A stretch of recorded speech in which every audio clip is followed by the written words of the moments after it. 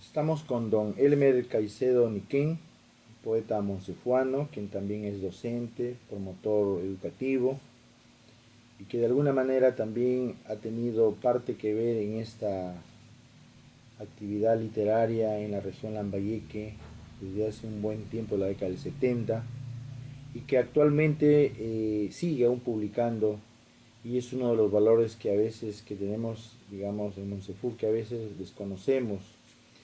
Y obviamente la idea nuestra es mediante este tipo de entrevistas es divulgar la vida, la obra, las perspectivas literarias de los autores, porque creo que de esta manera lo hacemos masivo y público, porque a veces fácilmente es decir, desconozco a tal o cual autor porque obviamente nunca se interesó en leerlo, ni investigarlo, ni saber sobre la trayectoria.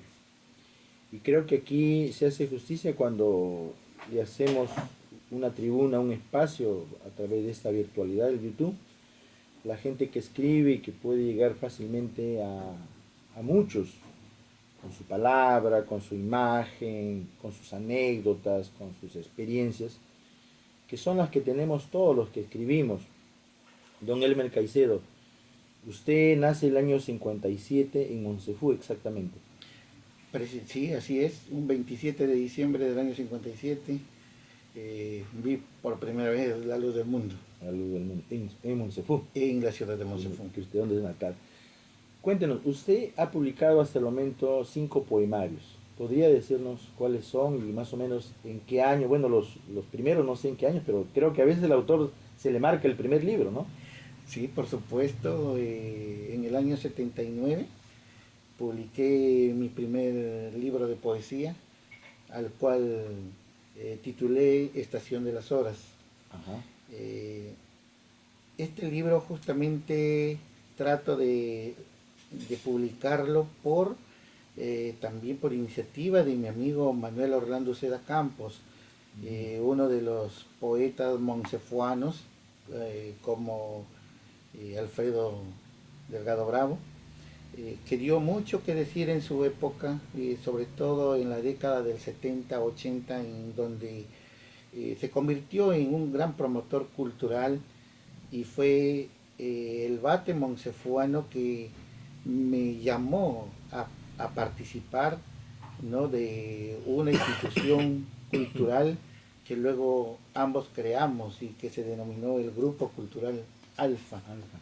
Eh, este, esta institución netamente cultural trabajó arduamente en Monsefú y traspusimos los linderos de la ciudad de Lambayeque, porque publicamos una revista también con el mismo nombre de Alfa, y que circuló pues por varios departamentos del Perú, ¿no? Ujú. Estuvo por Ica, en Trujillo, junto con la Chipaya incendiaria, eh, y de esa manera hicimos labor cultural con Manuel Uceda. Y te digo Bate porque yo a él no le podría denominar poeta, Ujú. porque él vaticinó su muerte en uno de los poemas que escribió con antelación unos 4 años antes. Ujú. Mira, te voy a contar esta experiencia. En ese tiempo, él vivía en la calle Simón Bolívar. Yo estaba viviendo en Sucre y casi éramos vecinos porque estamos en la intersección Sucre con Bolívar. Y él sale de su casa más o menos a esto de las 12:30. Hacía calor, ¿no? Sale sin camisa. Y como estaba casi al frente, me enseña el poema. Me dice, Elmer, mira, acabo de escribir este poema. Léelo. Y comienzo a leer, ¿no? Y me impresionó de verdad. Y le digo, ¿por qué has escrito así? Me dice, no, me dice, tú sabes la vida, cómo estoy viviendo estos momentos y no sé, escribo esto. Le digo, está bonito, le digo, Manuel, hay que considerarlo en la revista. Me dice, ¿tú crees? Le digo, claro, por supuesto. Y así fue. pero tal conforme escribe, no empieza él: algún día caeré bajo el fuego de mi huérfana cocina. Ujú. Y con el transcurrir del tiempo, pasado 4 años, yo ya para ese tiempo ya estaba trabajando por Cajamarca, donde fui nombrado como profesor. Me llega la noticia a través de la radio programa Ujú. del fallecimiento de mi amigo. Un dolor inmenso, porque antes que amigo Manuel Ucea para mí fue un hermano. Y al conocer los pormenores de su fallecimiento, precisamente fallece tal conforme él lo había manifestado en su poema 4 años antes, porque él va a la cocina, explosiona el balón de gas y él se quema, Ujú. ¿no? Entonces, por eso que yo digo, los poetas podemos escribir tantas cosas bellas, pero vaticinar lo que va a venir en el futuro, ya eso es debates. Así es. El caso de Manuel Manuel Orlando. Uceda, Manuel Orlando Uceda Campos, ¿no? Y así, entonces te digo, antes de esto, cuando yo estudiaba el tercer año de secundaria, yo empecé a escribir más o menos en el primer año de secundaria mis primeras travesuras, Ujú. ¿no? Mis primeros cuartetos. En tercero él va al colegio Diego Ferré, estudié en el Diego Ferré, vendiendo un poemario Pasos Cortos. Ujú. Llega al aula y le escuchamos con atención. Para nosotros también pues era interesante conocer a un joven que estaba publicando un libro y lo estaba promocionando. Después que leyó varios de sus poemas, le compramos algunos. Me interesó conversar con él. Se dio la hora de recreo, él todavía estaba en el colegio. Lo ubico y empezamos a conversar. Le dije que yo también eh, hacía mis primeros intentos de escribir.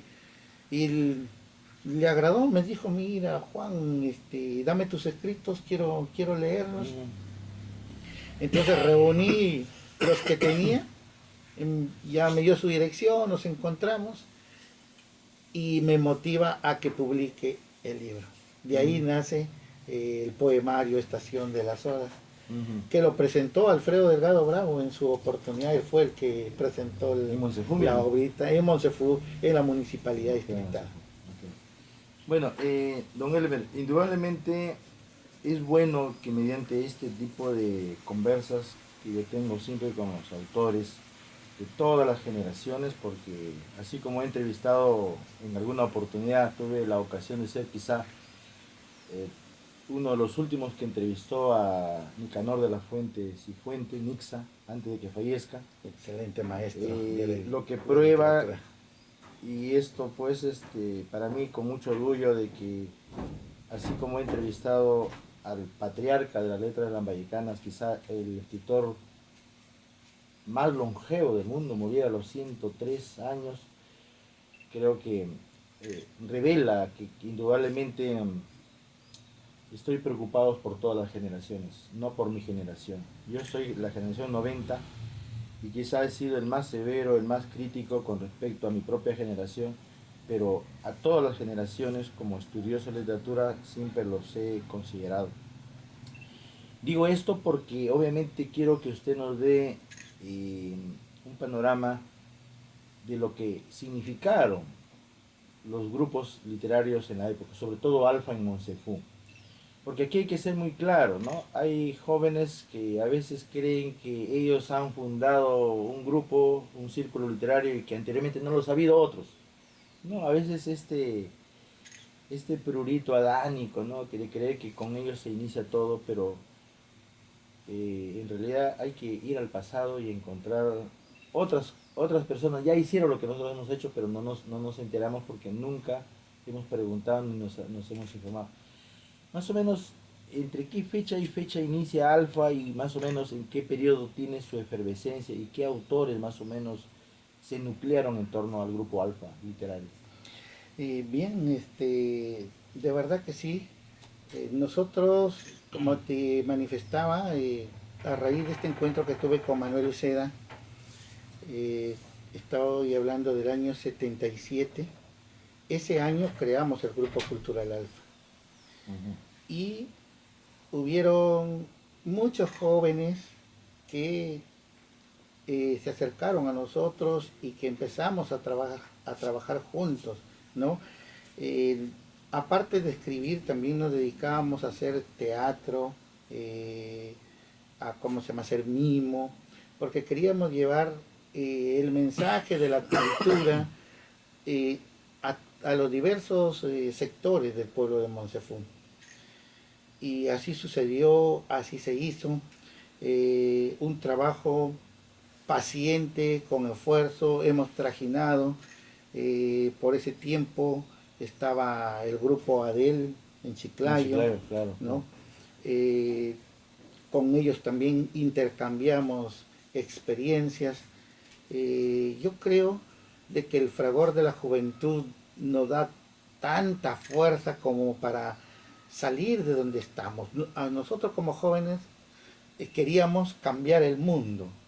En ese tiempo también las ideas, ¿no? ¿Cómo se llama? La ideología política que Socialista. primaba de corte socialista, comunista. Entonces, queríamos todo, pero hay que ser pacientes, hay que ser perseverantes, poco a poco uno se va ganando un espacio. Ujú. Esto le transmito a la juventud Juventud actual, actual. ¿no?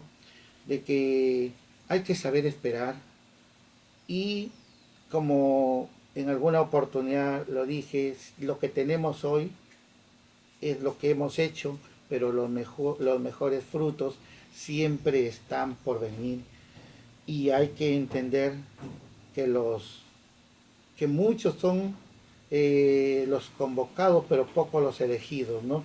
Entonces, si en esta oportunidad, y que tengo que felicitarte, Nicolás, por este trabajo que vienes haciendo tesonero, de amplitud, de masa, de todo, tú convocas a todos.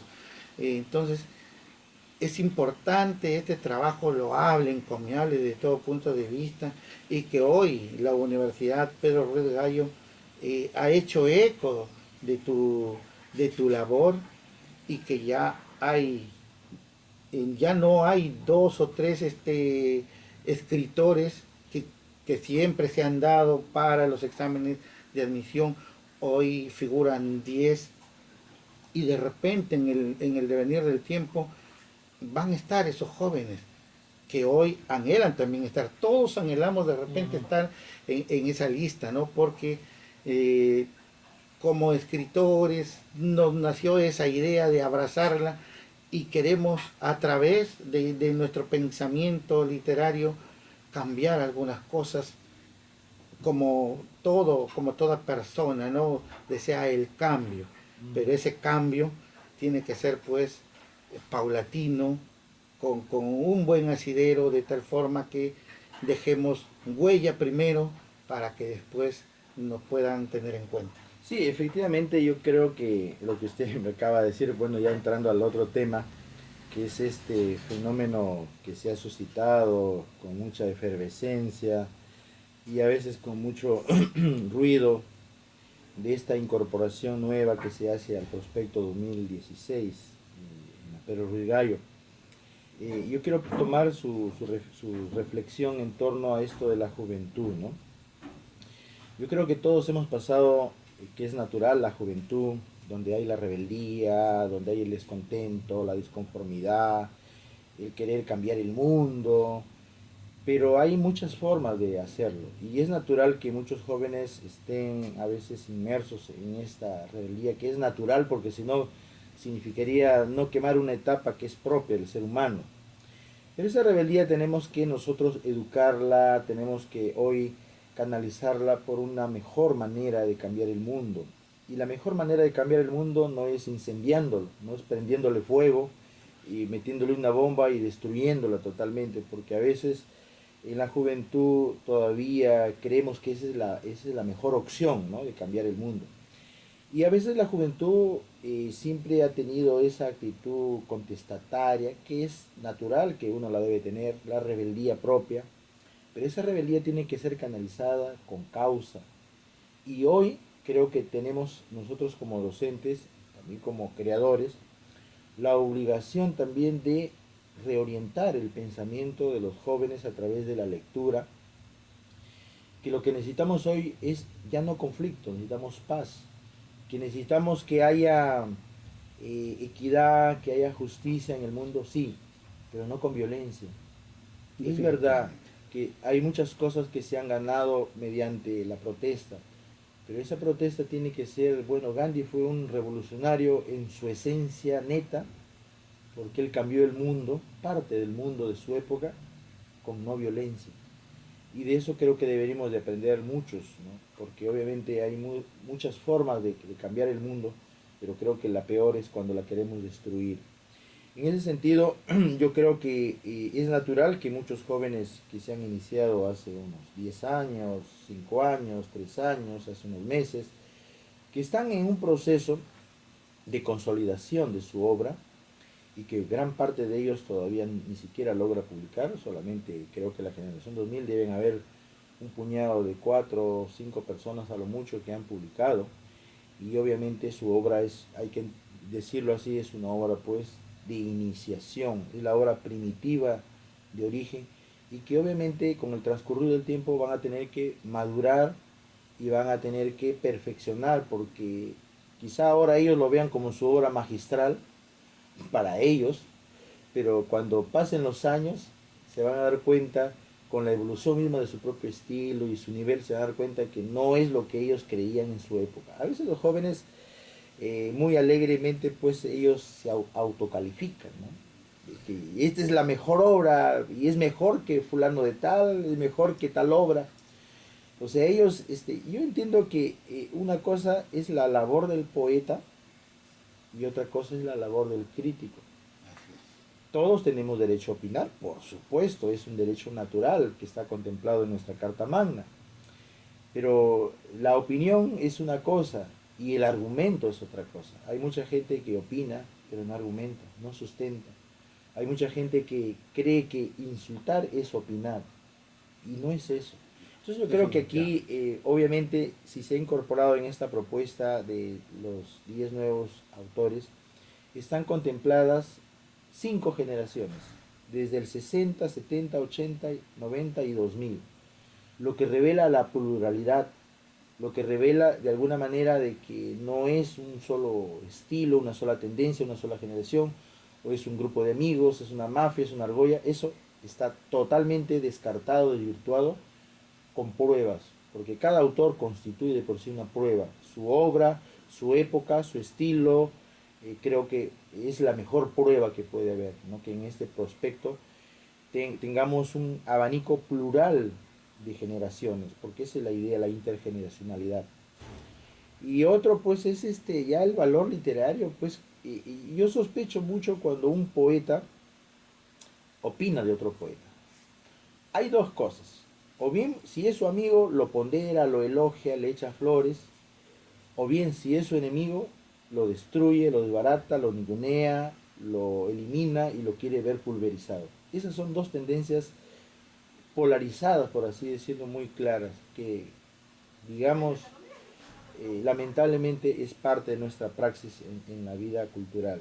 Pero creo que aquí cuando un poeta opina sobre otro hay que tomarlo con pinzas. ¿Por qué?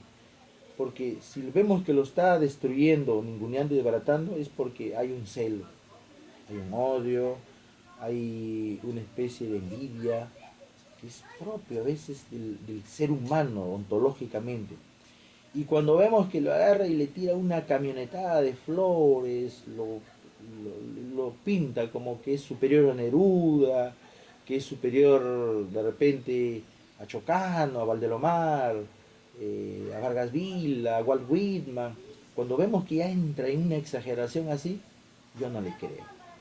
Y yo no le creo porque yo acostumbro hablar a un autor leyendo su obra. Yo soy una de las personas que empieza leyendo un libro, no leyendo el prólogo. empiezo leyendo el libro. Al final, o sea, tengo un estilo de lectura quizás sui generis y particular. No leo primero los prólogos porque yo sé que los prólogos a veces engañan o nos dan, a veces el prólogo es mejor que el libro propiamente dicho. Y con esta propuesta, don Elmer, lo que quiero decirle, porque usted también está dentro de esta propuesta general que es de 22 autores, porque recién han hecho una incorporación de 10, nos faltan 12 y así sucesivamente. No hay que desesperar, don Elmer, porque aquí yo creo que cada cosa a su tiempo. Y un autor no puede reclamar estar eso, lo tiene que hacer el tiempo y la justicia. Y no necesariamente los autores que están en el prospecto son los mejores poetas o los mejores narradores, son, sí creo yo, los más idóneos para, digamos, el sistema educativo. ¿Por qué? Porque hay muchos poetas, muy buenos poetas, que no tienen un ajuste al sistema pedagógico. Y cuando digo un ajuste, es porque no me refiero a la calidad estética, me refiero a la calidad de contenidos. Porque ¿qué es lo que se propone en el sistema educativo, nosotros como pedagogos y docentes? Que la literatura oriente a hacer el bien, que la literatura oriente a dar buenos ejemplos, que la literatura sirva para comprender el mundo. Yo no voy a hacer que estos elementos, digamos, que son propios del sistema pedagógico, cambien con un estilo donde yo haga apología al terrorismo, haga apología al suicidio, haga apología al alcohol, haga apología a las drogas. Eso indudablemente es algo que se debe tener en cuenta. Es más, aunque pareciera, y esa es quizá la propuesta de mucha gente que está inmerso en esto, no tiene nada que ver la vida con la obra, pues en el sistema pedagógico sí, aunque no en el sistema normal, ¿no? Porque un poeta puede hacer lo que se quiere en su vida y es responsable de sus propios actos, pero cuando nos lo llevamos al sistema pedagógico, no podemos llevar nosotros de repente puede ser muy buen escritor, pero no podemos llevar a un criminal múltiple que está haciendo pues daño a la sociedad. No podemos llevar a un pervertido sexual que le está haciendo daño a la sociedad. No podemos llevar a un alcohólico y drogadito que hace apología al alcohol, a la droga, y porque tiene buena obra tenga que meterlo al sistema pedagógico. Yo creo que ese filtro, creo que es natural, porque es la manera de preservar la formación de nuestros niños y de nuestros jóvenes estudiantes. No podemos llevar una buena obra literaria con un mal ejemplo viviente, que de alguna manera, digamos, borre lo que escribe perfecta y correctamente bien, desde el punto de vista literario, con su actitud borre todo eso. Creo que eso es importante, eso probablemente no lo entiendan los poetas puros, la gente que no tiene, digamos, una imagen que esté cuidando, probablemente no lo entiendan así y no lo quieran así, porque obviamente van a decir, no, a mí me basta y me sobra que sea buen poeta, lo de su vida, si es un desgraciado, un pervertido, un asesino, un criminal, un drogadicto, eso no tiene nada que ver. Pues en el sistema pedagógico sí, mucho que ver, porque los docentes cuidamos nuestra imagen. Las formas de un profesional docente es que educa y predica con el ejemplo. Así es. Yo no podemos nosotros en un colegio no podemos tener pues a un alcohol, a un docente alcohólico. Usted como es promotor de colegios y academias, usted tendría a un docente que tiene pues una imagen que todo el mundo sabe y que él mismo se deja ver o hace alarde de que es alcohólico o drogadito, De ninguna manera. como padre de familia y como docente. Sí, mi querido Nicolás, lo que está manifestando es cierto, ¿no? Los enfoques pedagógicos en la actualidad, sobre todo la educación que se está imponiendo en estos momentos, no parte de mucho, tiene que ver de mucho análisis a través de la literatura, que haya un mensaje, que haya cambios de formación conductuales en el comportamiento de nuestros educandos, de los alumnos, ¿no? Entonces, bien, la selección que estás haciendo, yo creo que no puede quitar el sueño a ningún escritor, porque hay el momento, llegará el momento adecuado que de repente su obra, si trasciende, pueda ser considerada, ¿no? En los próximos años. Lo que hay que hacer desde el colegio es que nuestros alumnos cambien. Hoy nuestra sociedad está marcada por la violencia. ¿Y de dónde parte? Desde el mismo hogar. Esto se va a la escuela, se va al colegio, si no encuentran buenos maestros como los que estás mencionando, ¿no? Entonces, ¿qué vamos a educar? ¿Qué vamos a enseñar? ¿Cómo predicamos con el ejemplo?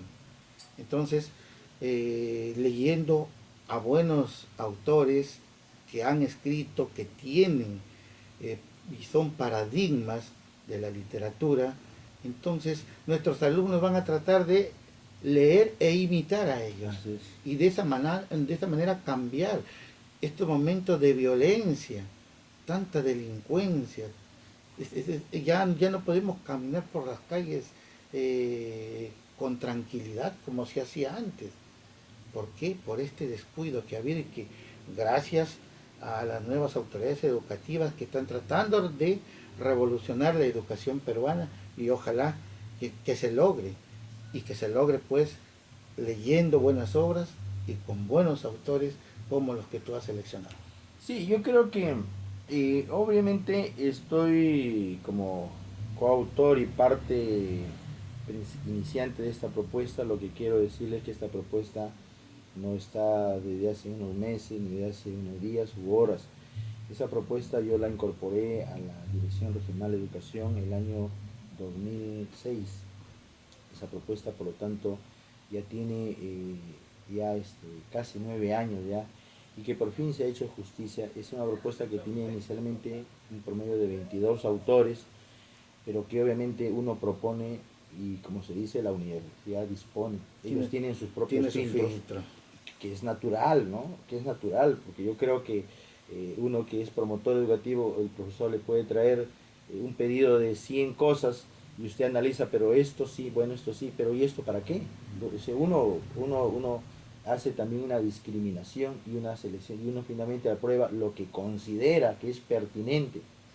Aquí hay que entender que cada autor que se haya incorporado, ha sido incorporado con libro a la mano. Aquí no es que se ha incorporado con una tarjetita, con un nombre solitario. Por amistad. Por amistad, que a veces es la suspicacia y la maledicencia a veces de gente irresponsable puede creer y sospechar, ¿no? O sea, como se dice, este término, piensa en mal y acertarás, ¿no? O sea, los que andan viviendo bajo esa designación, pues todo lo ven malo, ¿no? Y creen que todas las personas son iguales, ¿no? Entonces yo creo que aquí, sobre todo aquí hay un criterio pedagógico. Para mí fundamentalmente el primer criterio que esté por encima de toda esta selección es el criterio pedagógico. Importante, de acuerdo a lo que tú estás haciendo y lo que se quiere para los colegios, de verdad que algo novedoso, revolucionario, digamos, a todos los promotores, creo que de instituciones educativas privadas, nos hemos visto en la imperiosa necesidad de indagar, de investigar a los autores que están siendo nominados en el prospecto de admisión. Y qué bueno, porque ya estos autores van a tener la posibilidad de que cuando publiquen un libro tengan la suerte que los van a leer y que van a adquirir sus libros. Antes no se hacía eso. Antes invertíamos dinero para publicar unos 1000 ejemplares, ¿no? Y al final, ¿cómo terminábamos? Obsequiando a los amigos, a las instituciones, ¿no? Que quede de recuerdo que algo hiciste en la vida a través de la literatura. Entonces, ese panorama ya quedó en el pasado. Yo le pido a la juventud, a los nuevos escritores, ¿no? Que reflexionen. Si aún no han sido considerados, hay que saber esperar, hay que tener paciencia, el mundo no se ha acabado, hay que seguir escribiendo y darle más a la literatura, y una literatura sana, formativa, para que sirvan de estímulo y de cambio conductuales en el comportamiento de nuestros alumnos.